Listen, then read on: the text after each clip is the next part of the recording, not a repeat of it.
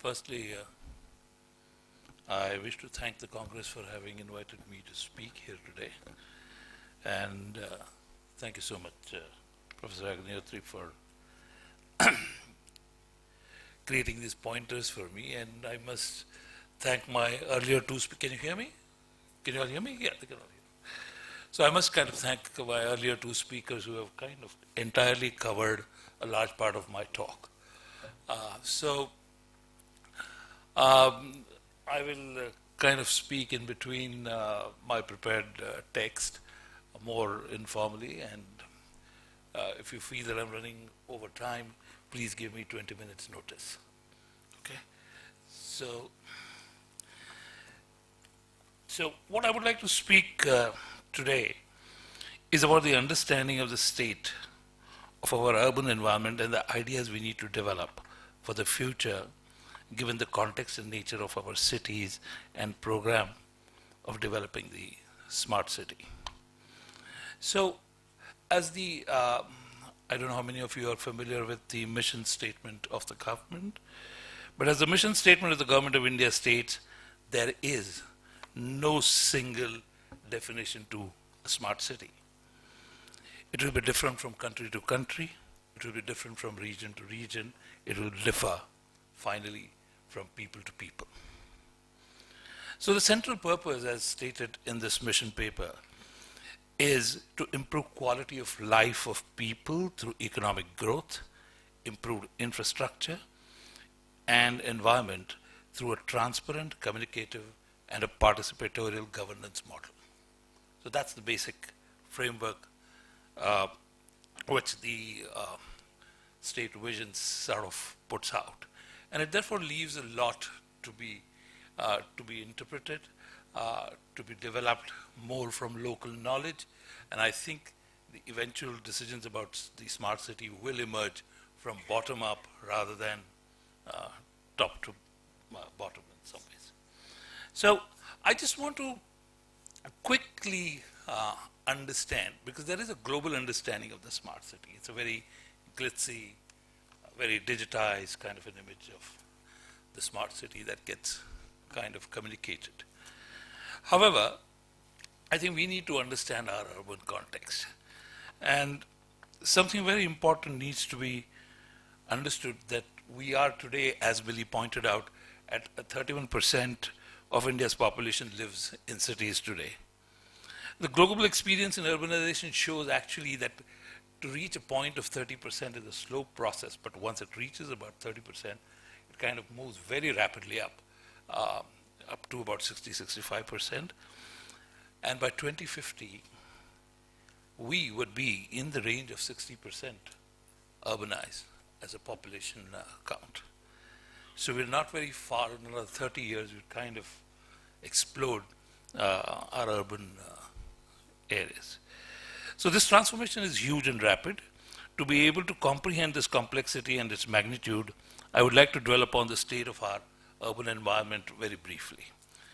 So I don't know how many of you remember that there were 13 Indian cities that were listed out of the 20 most polluted cities in the world. So that's our first thing that we need to worry about.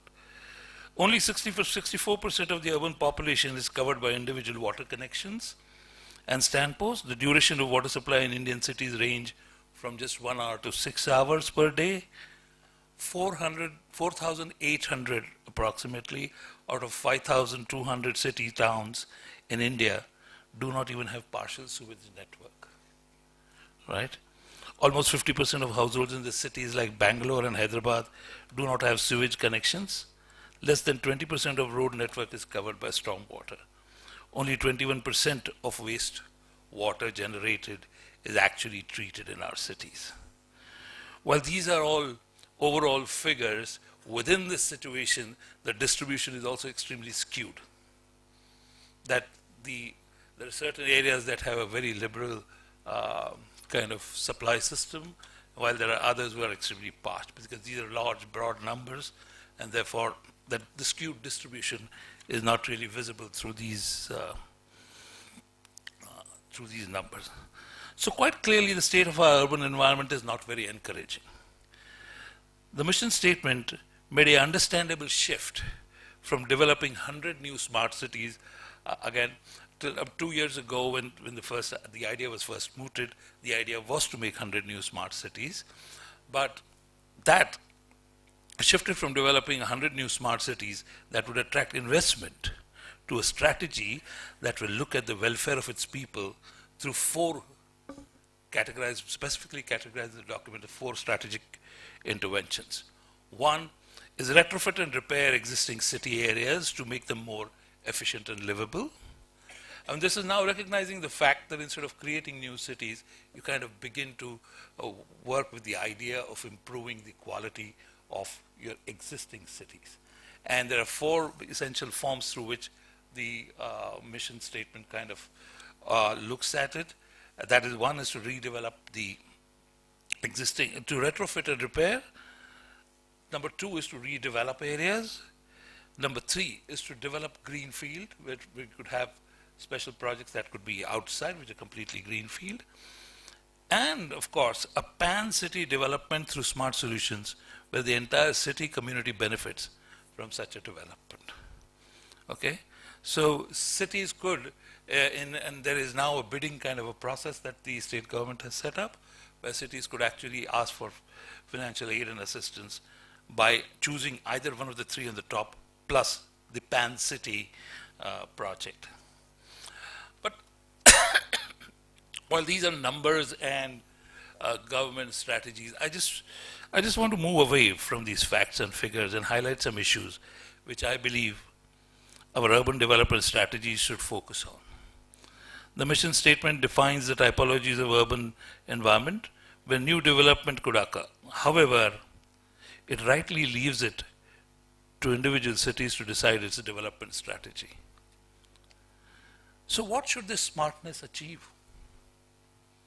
And I think that's somewhat the question that Mr. Agriotri was asking me a little while ago, that what is this smartness? And I mean, over the years, having worked on some of these areas, I have basically kind of culled out 3 important areas, and I will go on to explain why they're important.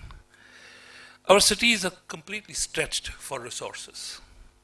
Number 2, our cities are increasingly becoming vulnerable due to environmental degradation and climate change.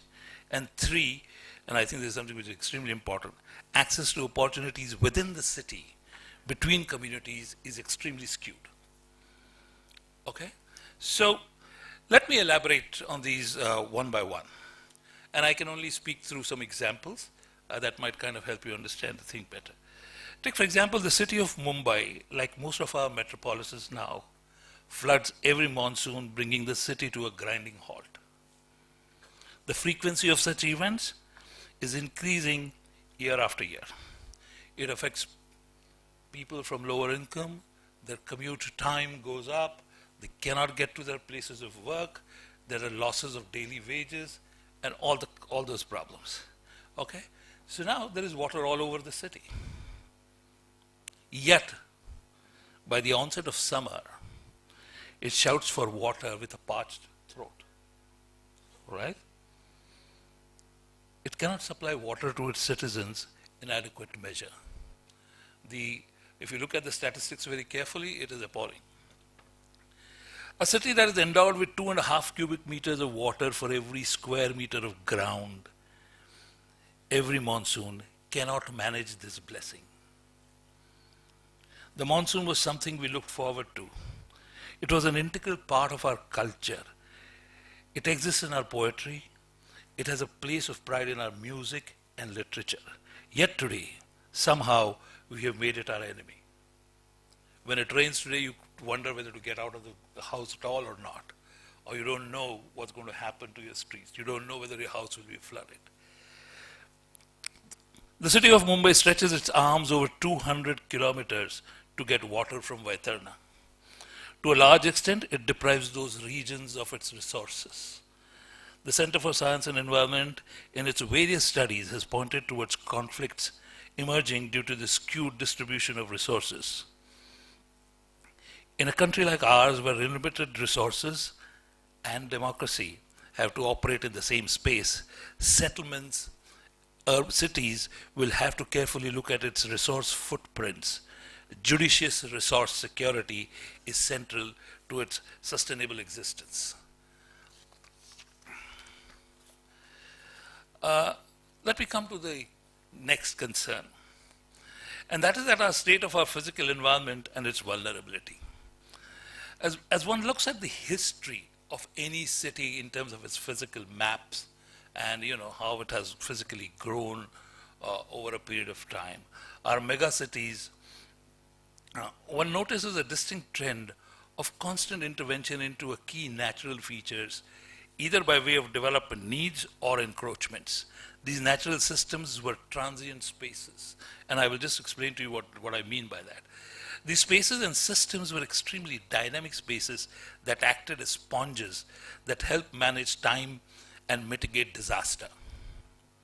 For example, Bangalore had a very effective regime of tanks that managed its water system through a process of holding water, then letting it overflow or even drain out. Right around the corner was a famous Nazafgarh Jheel, and if I tell you that it extended 300 square kilometers at one time, you should be surprised. So at one time that acted as a sponge that managed the overflows from the Sahibi, the flow from the Aravalis and Gurgaon, and the backflows of the Yamuna. These spaces function dynamically as a resilience infrastructure, right? And a rich biodiversity reserve. What happens typically in a city that the poor invariably settle in these soft grounds. I call these soft grounds because these are soft edges of the city which don't really have a very clear-cut definition and boundaries because the spaces are transient, right? As there is no alternative arrangement and there are relatively less managed spaces, these are relatively less managed spaces by the city.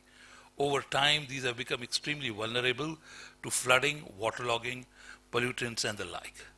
Climate change is an important phenomenon that all cities will have to deal with. Our cities will have to build a carefully structured resilience infrastructure.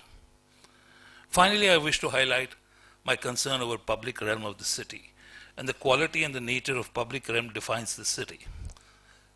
Singapore, if we were to take that example, though I know it's not a very happy situation to look at international models, but still. Singapore is what it is by the nature of its public realm. Our cities have a very highly skewed distribution of both, the public realm as well as land distribution. In Mumbai, 92% of people use the combination of public transport and walking to get to their destination. Barely 8% of its population uses private motorized transportation for mobility. Yet you cannot walk a mile safely, something which she just said. You cannot walk a mile safely on a pavement in most part of the city. Another important statistics that is about 60% of Mumbai's population lives on just 8% of its land. Open space systems in the suburbs, where most of the population lives, is almost devoid of any playgrounds or public institutions or of any cultural value. Public spaces in city that is home to a large poor community play an important role as extensions of their living experiences. A just distribution between land parcels to build and public realm is critical to the well-being of the poor in particular and public at large. So I just want to give you another example. Very often there is a big debate that, there's always this thing that New York has an FSI of 10 and some other city has an FSI of something else, some huge numbers. But the same guy just doesn't tell you the relationship of the plot or the land parcel to that of the public realm. That's where the story lies. That public space and the extent of public space that is left. And if you look at the relationship of the densities in buildings to the density over plots and public realm, that's where the problem is in our cities.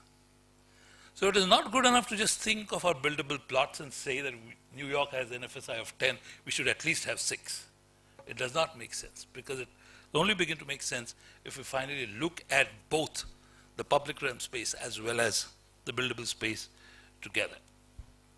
And this is more to say that how do you kind of generate access for people to public space.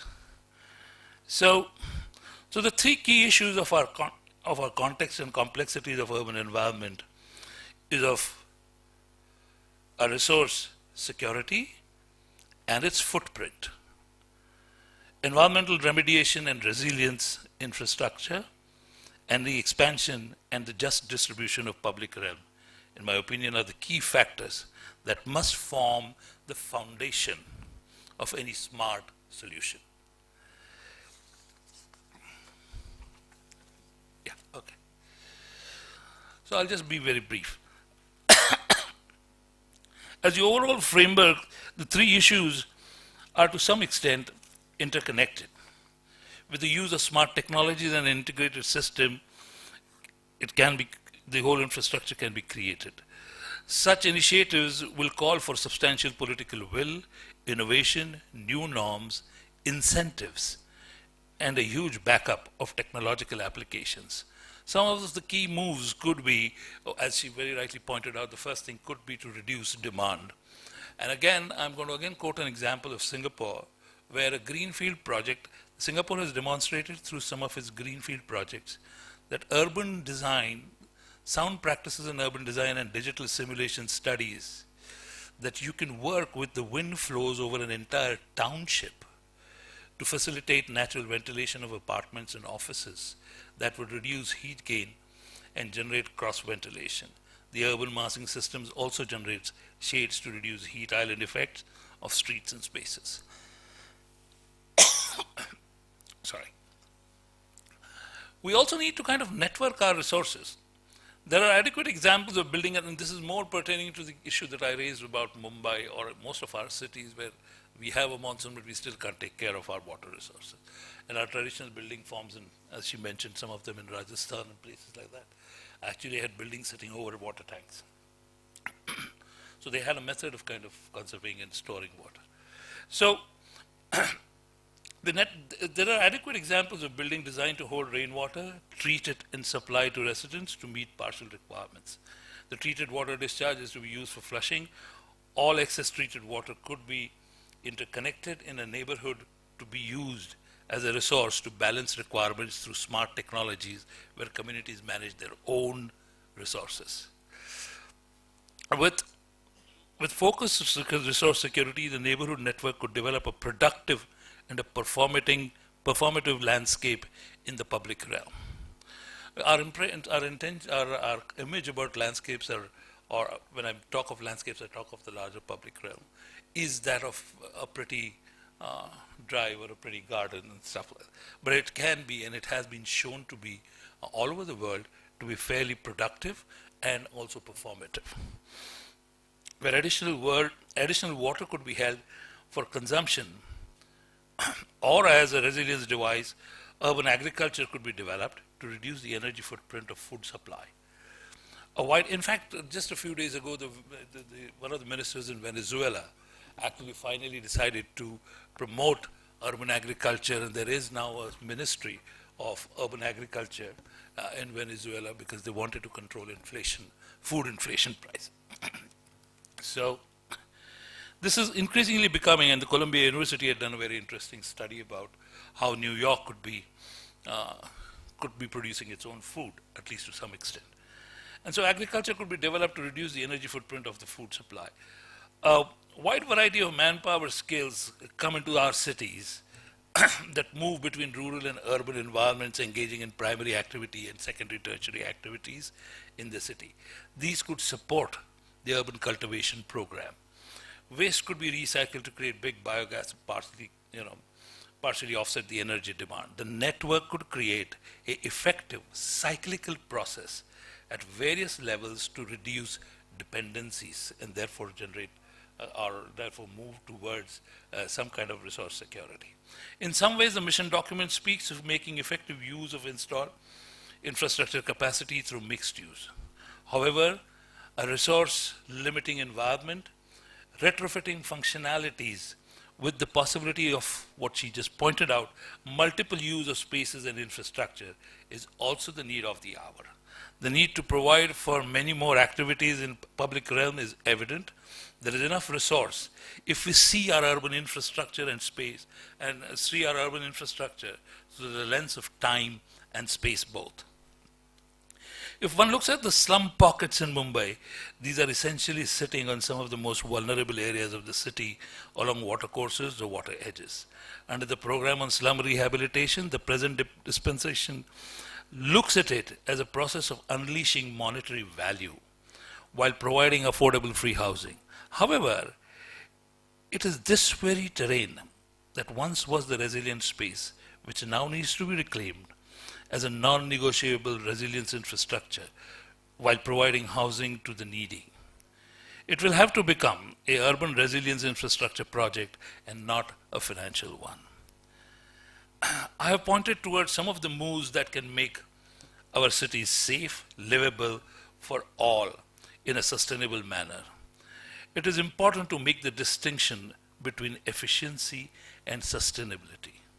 Efficiency is largely a mathematical proposition, while sustainability is a value-based proposition. In the course of our work, we need to ensure that the idea of smart city is not an objective in itself, but a means to that end. Thank you.